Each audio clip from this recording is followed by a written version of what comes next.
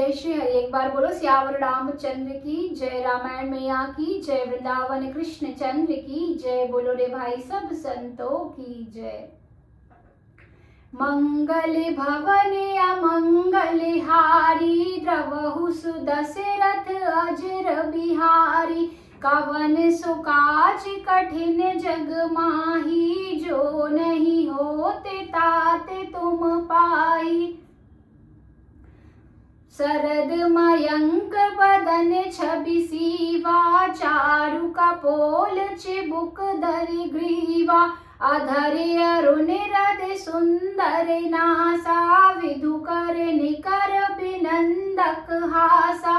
नवे अम्बुज अम्बक छविनी की, चितवनी ललित भावती जी की। भ्रुकटि मनोज चापे छबिहारी, तिलक ललाट पटल दुतिकारी।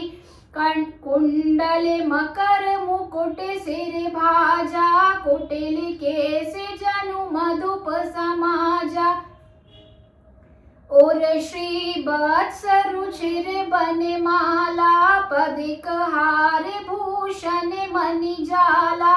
के हरि कंधर चारु जनेऊ, बाहु विभूषण सुंदर तेऊ। करि कर सरिस सुभग भुज दंडा, कटिन शंग कर सर को दंडा।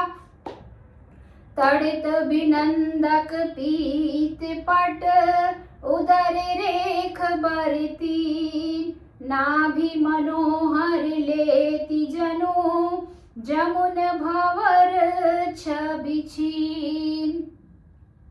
पद राजीव बरनी नहीं जाही, मुनि मन मधुप बसहि जिन माही।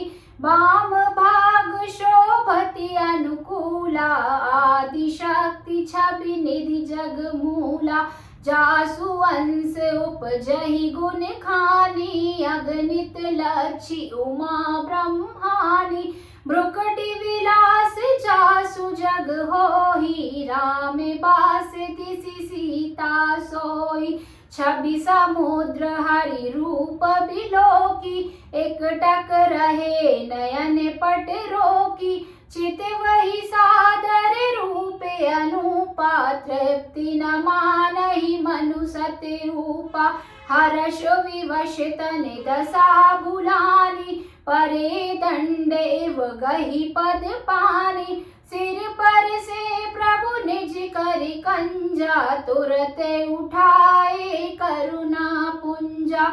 बोले कृपा निधान पुनि रामा, अति प्रसन्न मोहि जान सिया रामा।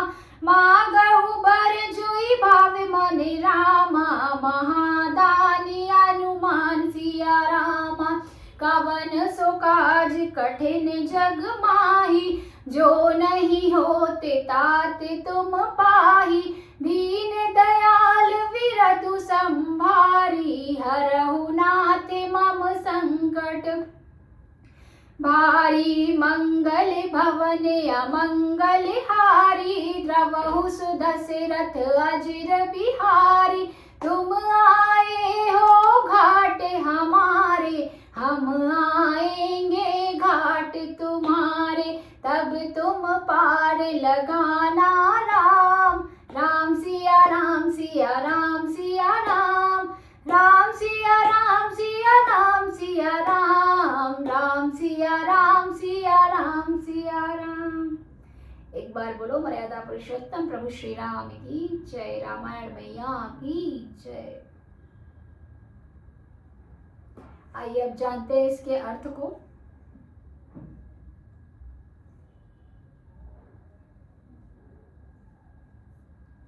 उनका मुख शरद पूर्णिमा के चंद्रमा के समान छवि की सीमा स्वरूप था। गाल और दोड़ी बहुत सुंदर थे। गला शंख के समान त्रिरेखा युक्त चढ़ाव उतार वाला था। लाल ओठ, दांत और नाक अत्यंत सुंदर थे। हंसी चंद्रमा की किरणावली को नीचा दिखाने वाली थी। नेत्रों की छवि नए कमल के समान बड़ी सुंदर थी। मनोहर चितवन जी को बहुत प्यारी लगती थी। टेढ़ी भोहें कामदेव के धनुष की शोभा को हरने वाली थीं। ललाट पटल पर प्रकाशमय तिलक था। कानों में मकराकृत अर्थात मछली के आकार के कुंडल और सिर पर मुकुट सुशोभित था। टेढ़े घुंघराले काले बाल ऐसे सघन थे मानो भौरों के झुंडों। हृदय पर श्रीवत्स सुंदर वनमाला, रत्न जटित हार और मणियों के आभूषण सुशोभित थे। सिंह की सी गर्दन थी, सुंदर जनेऊ था। भुजाओं में जो गहने थे वे भी सुंदर थे। हाथी की सूंड के समान उतार चढ़ाव वाले सुंदर भुज दंड थे। कमर में तरकस, हाथ में बाण और धनुष शोभा पा रहे थे। स्वर्ण वर्ण का प्रकाशमय पीतांबर बिजली को लजाने वाला था। पेट पर सुंदर 3 रेखाएं त्रिवली थीं। नाभि ऐसी मनोहर थी मानो यमुना जी के भंवरों की छवि को छीने लेती हो, जिनमें मुनियों के मन रूपी भौरे बसते हैं। भगवान के उन चरण कमलों का तो वर्णन ही नहीं किया जा सकता। भगवान के बाएं भाग में सदा अनुकूल रहने वाली शोभा की राशि, जगत की मूल कारण रूपा आदि शक्ति श्री जानकी जी सुशोभित हैं, जिनके अंश से गुणों की खान अगणित लक्ष्मी, पार्वती और ब्रह्माणी त्रिदेवों की शक्तियां उत्पन्न होती हैं तथा जिनकी भौं के इशारे से ही जगत की रचना हो जाती है। वही भगवान की स्वरूपा शक्ति श्री सीता जी श्री रामचंद्र जी की बाईं ओर स्थित है।